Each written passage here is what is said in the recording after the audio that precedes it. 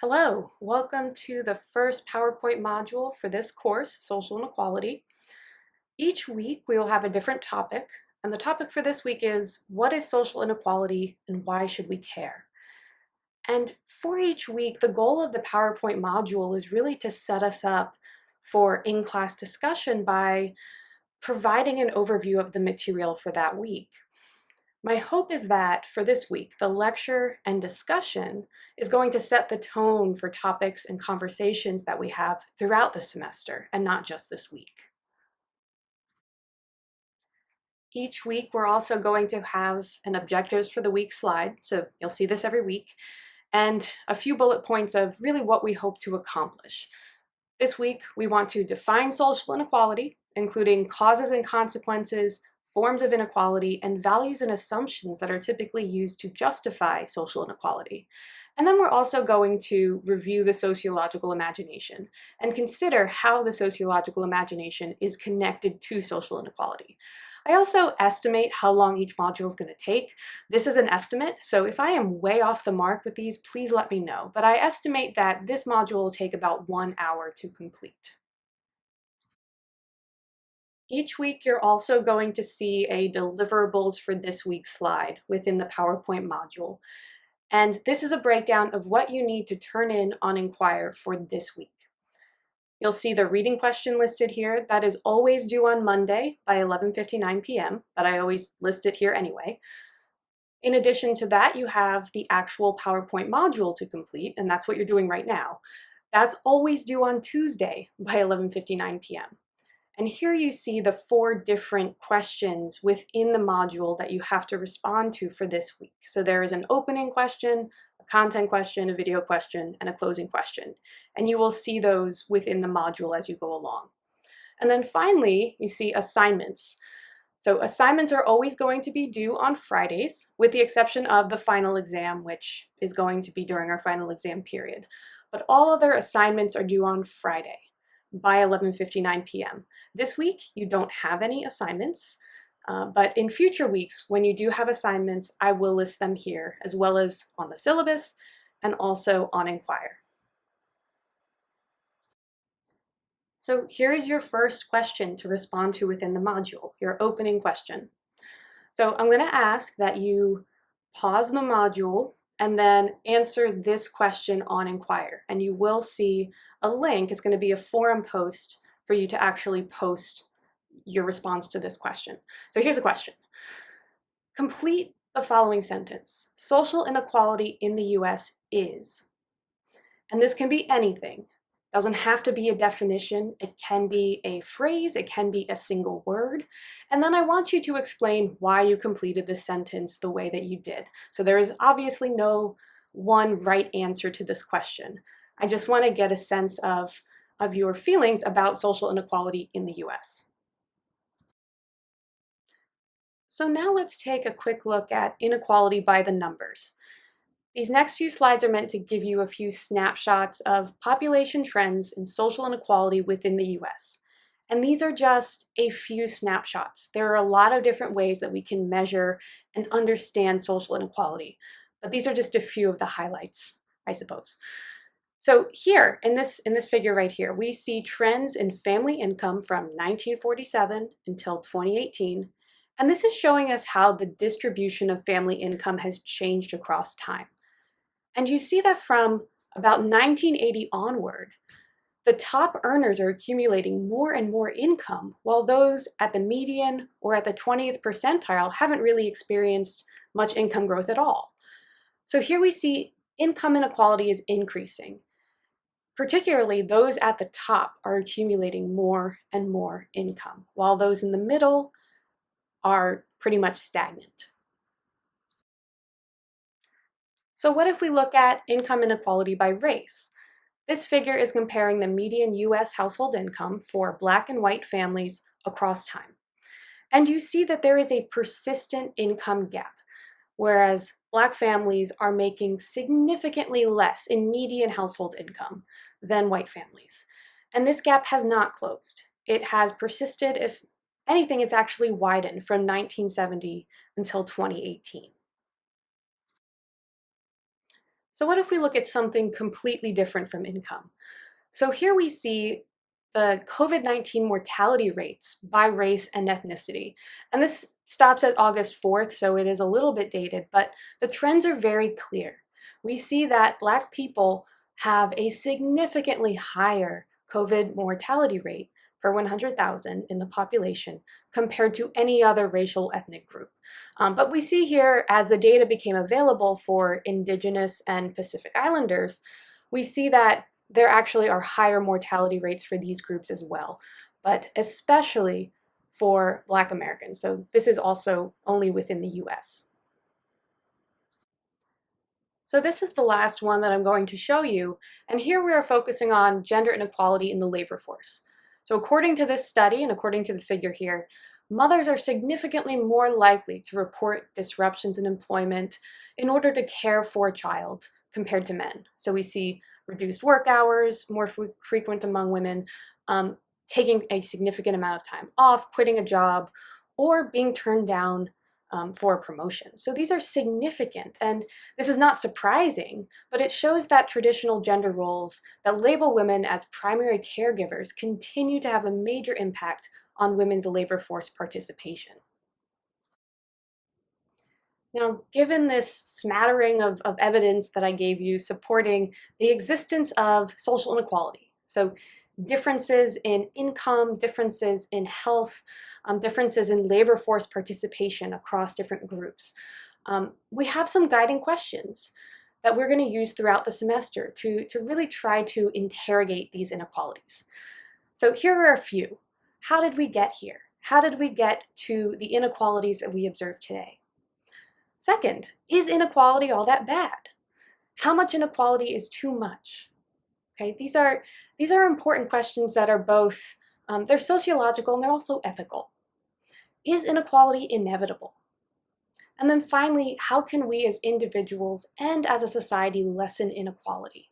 And this is going to take a combination of individual action, but also consideration of policy, consideration of social institutions that do contribute to the social inequalities that we see. So these are some guiding questions for us that we are going to come back to time and time again throughout the semester.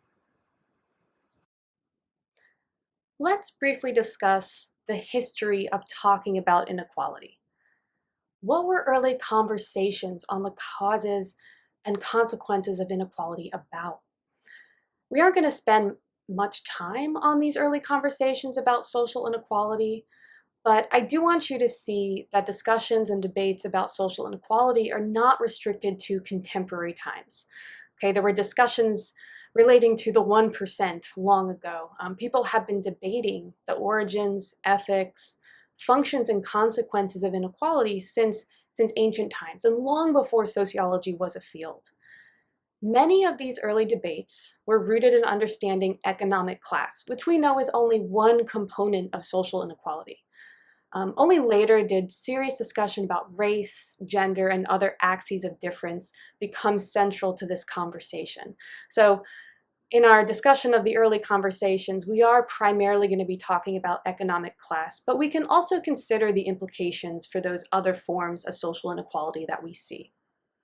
So we are starting our semester-long conversation about inequality by turning to Western philosophers. We can go back as far as ancient Greek philosophy, including the work of Plato, Aristotle, and Socrates, to find discourse on social inequality, as well as social justice and democracy. But I'm actually more interested in talking about the sociological concepts that emerged from the work of 18th and 19th century philosophers like Hobbes and Rousseau. These are the perspectives that you read just a little bit about in your assigned readings for this week. So these are the ones that I want to spend a little bit more time on. All right, so let's cover these three philosophers in a little more detail. And I mean just a little bit more. We are only going to scratch the surface with their prolific writings and ideas. But they did have very different perspectives on the origins and the consequences of economic inequality. And these are going to kind of set the tone for the discussions that we have later. So let's start with Hobbes. I know you didn't really read about Hobbes in your reading for this week, but Hobbes essentially believed that humans are inherently power hungry and materialistic. In other words, inequality is a product of human nature. We aren't meant to live in societies that prioritize collective well-being over individual interests. And so to him, strong government is really what's needed to ensure order and equality. So humans bad, strong government is really what's going to promote equality. Now, Rousseau had a somewhat different take. He came along later, and he said, no, inequality isn't a product of human nature. Inequality emerges with the development of capitalism. Pre-agricultural societies were peaceful and then became self-interested and competitive with the development of industry. However, he comes to a similar conclusion that government is ultimately responsible for reducing inequality that emerges as a result of capitalism, as a result of materialism. So these are the two primary perspectives in Western philosophy on inequality, and this is simplistic, I'll admit. Now there's this third guy, St. Lambert, who I actually hadn't heard of until recently, and he wasn't as concerned about the role of human nature in producing inequality and luxury as Hobbes was, but he complicated Rousseau's stance on the corrupting power of capitalism and excess. So St. Lambert argued that luxury and excess in and of itself isn't really the problem. Instead, we have to look at the means through which luxury is acquired. And luxury here I'm using kind of loosely. We can think about the ways in which wealth is accumulated instead of luxury.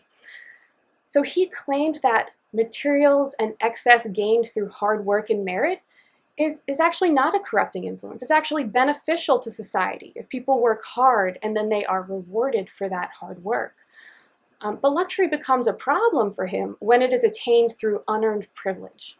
So maybe we think about unearned wealth today and how wealth accumulates across generations. And you don't necessarily need to work in order to acquire that wealth, depending on, your family.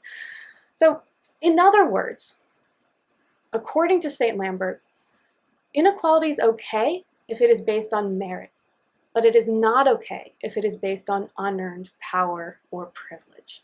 So this kind of builds on Rousseau's idea. It's not necessarily capitalism that is, inherently corrupting people.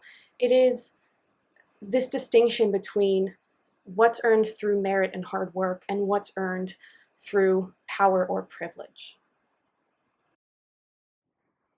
All right, so here is your second question to respond to within this module. All right, so you can read the question, I'll read it to you, and then you pause the module and answer the question on Inquire, and then you come back here.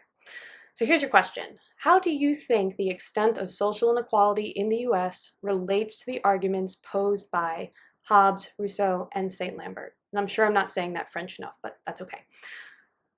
There's no need to write an exhaustive essay here. I don't expect you to go in depth on all three philosophers. In fact, if you just write a paragraph addressing one or two of these philosophical perspectives, that is just fine.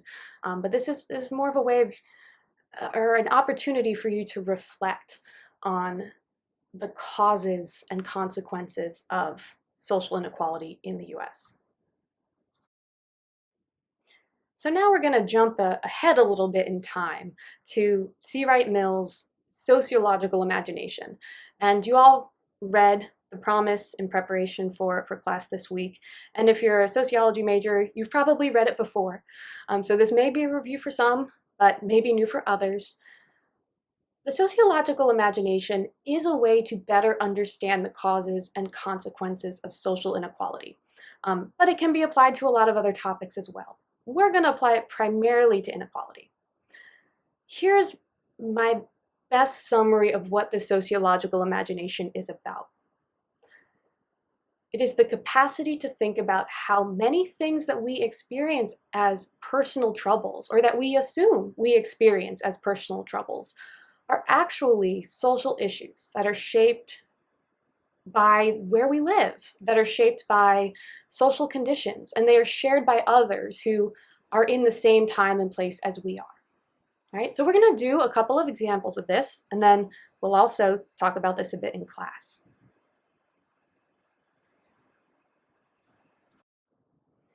here is one common example of applying the sociological imagination. So here we're going to think about unemployment. What causes unemployment? One way to frame unemployment is really to draw on stereotypes about who unemployed people are. So people who are unemployed, and these are stereotypes, this is not my personal stance, but we might say people who are unemployed are lazy or unmotivated, leeching from the system, not doing their part, okay? So this is a much more, individualistic interpretation of unemployment. We place the blame on the unemployed person for their situation. So this is not a sociological perspective at all. If we instead think about the causes of unemployment sociologically, or if we apply the sociological imagination, we consider how social issues have contributed to unemployment. We might consider the state of the economy, which shapes the availability of jobs. Unemployment, the overall unemployment rate fluctuates wildly across time depending on the economy. Or maybe we'll consider political decisions that have shaped employment opportunities, such as the passage of a stimulus package in times of recession, or investment in job-promoting resources such as education, or the existence of anti-discrimination policy. Maybe, especially in present times, we might consider exogenous shocks that affect multiple aspects of society, such as pandemics. So if we look at trends in the unemployment rate right now, and we compare early in 2020 to current 2020, we see a huge difference in the unemployment rate. And obviously, people aren't becoming lazy, people aren't becoming unmotivated. This is a product of the social conditions in which we are all living right now. Right? So the sociological imagination adds context to individual circumstances. And it challenges the idea that, in this example, unemployment is some kind of character flaw. So now onto your video question. And you'll frequently have video clips to watch within the modules. There's going to be a link to the video on the slide. I'm just realizing now, though, that you are not going to be able to click on this slide to get the link. So I'll add that to Inquire as well. Sorry about that. So you do have a video question. This is based on, I think it's about a 20-minute clip. It is from Last Week Tonight with John Oliver, so you might not want to watch it with your parents in the room. But after watching the clip from Last Week Tonight, I want you to explain how the issue of eviction, as described in the video, relates to the sociological imagination. So do what we did in the previous slide. Include discussion of personal troubles and public issues in your response as well. All right, so you can pause the video here, go to Inquire to get the link to watch the video, and then answer the video question on Inquire. And then finally, here's your closing question. So you know the drill at this point. The question is, how does the sociological imagination improve our understanding of the causes of social inequality in the US? So you know you're going to pause the module right here and then go to Inquire and answer that closing question. And you're not always going to have 4 questions to answer in the module. I just want us to get used to doing this. And you also don't have an assignment due this Friday. So why not ask a few more questions here? So that concludes the first PowerPoint module for this class. I hope it wasn't too much of a burden to switch between different windows.